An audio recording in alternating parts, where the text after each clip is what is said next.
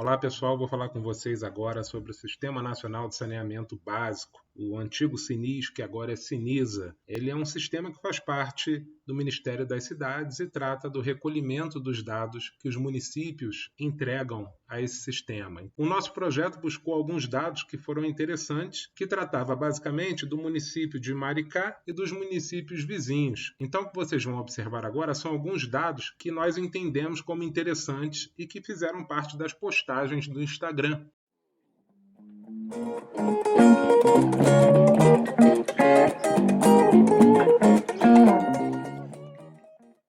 Relativos às condições da prestação dos serviços públicos de saneamento básico, disponibilizar estatísticas, indicadores e outras informações relevantes para a caracterização da demanda da oferta de serviços públicos de saneamento básico e permitir e facilitar o monitoramento e avaliação da eficiência e da eficácia da prestação dos serviços de saneamento básico. Então, é o início dessa história. Entretanto, esses dados continuam sendo muito recentes e, em cada momento, existe algum tipo de ajuste do sistema. Então, o que acontece hoje em dia, não existe, até agora, um modo de se confrontar dados entre municípios. E o que se pretende aqui nessa apresentação e também no nosso projeto é mostrar de maneira mais local os dados de Maricá dos municípios vizinhos. Como eu falei, a Lei número 11.445 de 2007 é chamada também como Marco Legal de Saneamento. Vou ser muito breve. No artigo 9, o titular dos serviços formulará a respectiva política pública de saneamento básico, devendo, para tanto, elaborar os planos de saneamento básico nos termos dessa lei. Isso caiu com o novo Marco de Saneamento,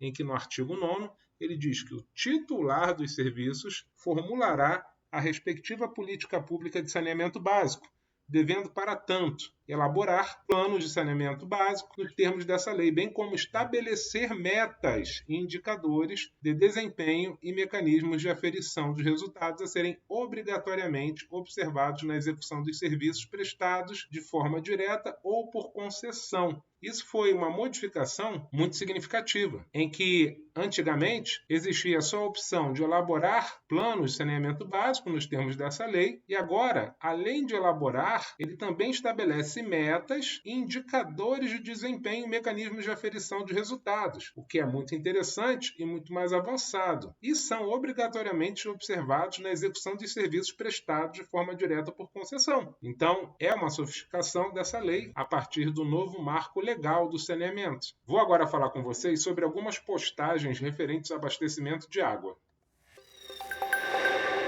Aqui nós temos os municípios de Itaboraí, Maricá, Niterói, São Gonçalo, Saquarema e Tanguá. O que nós vimos como indicador foi o IAG 2006 e o IAG 2007. O IAG 2006 ele fala sobre o consumo total médio per capita de água. Ele se baseia no volume em litros por habitante por dia. E o IAG 2007 fala do consumo residencial médio per capita de água em litros habitantes dia. O consumo total ele leva em consideração não só as residências, mas também outros locais como escolas, hospitais, indústria. Então a gente pode perceber que Niterói, independente de qualquer coisa, ele tem o maior consumo médio, tanto o total quanto o per capita. Isso significa que provavelmente existe uma disponibilização maior de água. O município que fica devendo mais é o município K, que tem 113,74 litros por habitante por dia na parte total, enquanto que o consumo residencial médio per capita é de 95,7.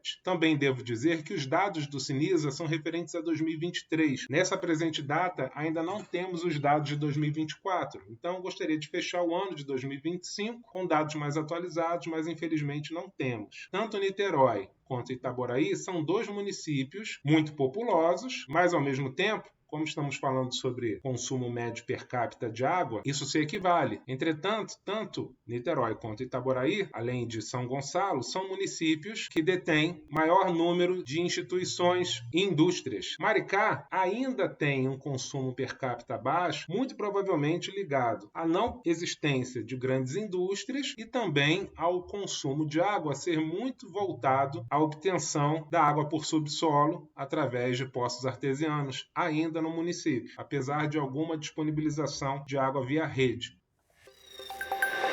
Aqui eu falo sobre a microrremediação do volume de água consumido. Então, São Gonçalo, Tanguá e Itaboraí representam as menores medições do hidrômetro em relação ao volume total de água consumido. É muito importante esse indicador. Significa que há uma leitura muito escassa de água através de hidrômetros. Então, isso indica duas coisas. Ou essa medição está sendo feita por estimativa, ou ela não está sendo feita. Então, Itaboraí lidera negativamente com o pior índice de micromedição do volume de água consumido. Apenas 29,32% da água disponibilizada é medida por hidrômetro, enquanto que Niterói tem quase a sua totalidade, assim como Saquarema, de acordo com os dados de 2023. Maricá está numa posição mediana e São Gonçalo e Itaboraí, que são os municípios mais populosos, têm esse baixo índice de micromedição de volume de água consumido, o que é bastante preocupante, porque naturalmente essa água não está sendo tarifada.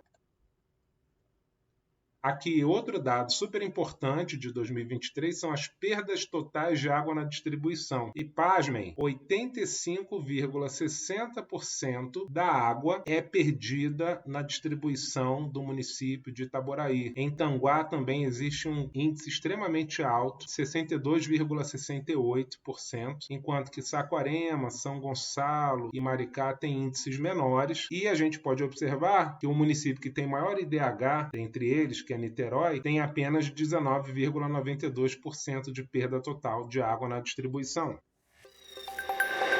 Outro dado super alarmante, que são as perdas totais lineares de água na rede. Isso aqui a gente está falando de metros cúbicos por quilômetro por dia. Itaboraí, mais uma vez, lidera com um volume muito próximo a 200 metros cúbicos por quilômetro de rede por dia. Isso significa 200 mil litros por quilômetro por dia simplesmente perdidos na distribuição. Saquarema lidera um índice baixíssimo, assim como Maricá em relação a isso, sendo que Itaboraí, Maricá e Tanguá eram, em 2023, regidos pela Águas do Rio, enquanto que Saquarema, para o ano de 2023, era regido pela concessionária Águas de Juturnaíba. Aqui eu falo sobre o atendimento com rede de abastecimento de água. Muito interessante observar que em porcentagem, o atendimento da população total com rede de abastecimento de água, o que está em bege, e o que está em azul, os indicadores em azul, diz sobre o atendimento da população urbana. Então, Niterói tem 100% do atendimento da população com rede de abastecimento de água, tanto a total quanto a urbana. Rio Bonito vai apresentar a maior diferença da população atendida. E é interessante que, enquanto 91,3% da população urbana é atendida, quando a gente joga isso para o total, isso representa apenas 67,8%, ou seja, a população não urbana não está tendo um atendimento tão eficiente quanto a população urbana. Itaboraí tem um atendimento baixíssimo com rede de abastecimento de água em termos de porcentagem da população. Isso pode refletir numa série de problemas de saneamento, incluindo veiculação de doenças, por exemplo. Maricá detém um resultado relativamente bom e parelho, enquanto que São Gonçalo também.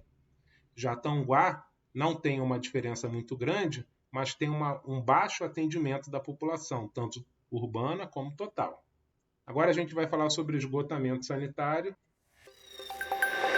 Aqui é um dado bastante interessante, fala sobre a questão da rede de esgoto, atendimento e tratamento. Observem que temos dois indicadores, o IES 001 e o IES 2003. Um fala sobre atendimento da população total com rede coletora de esgoto e outro fala sobre o esgoto tratado referido à água consumida. Então, a população mais atendida com rede coletora de esgoto é a de Niterói, e já mais ou menos previsto, uma vez que Niterói detém o maior IDH desses municípios. Então, a gente pode até notar que ele é maior do que 100%, porque provavelmente está se tratando do esgoto de uma água que, além de ser consumida, é uma água de fora, pode ser uma água pluvial que esteja caindo na rede de esgoto. São Gonçalo detém um baixíssimo atendimento com rede coletora de esgoto, assim como Itaboraí, são dois valores muito baixos, assim como Maricá também tem dois valores muito baixos, tanto do atendimento da população total com rede coletora de esgoto. A gente sabe que existe a figura do sumidouro, mas ao mesmo mesmo tempo essa água muitas das vezes é captada no subsolo, então isso é problemático, principalmente num município que está aumentando tanto a população. Já em Saquarema nós temos valores relativamente bons ainda, medianos, precisando avançar, assim como Tanguá. Tanguá tem uma diferença muito grande do atendimento da população total com rede coletora de esgoto, mas apenas uma parcela pequena do esgoto tratado em relação à água consumida.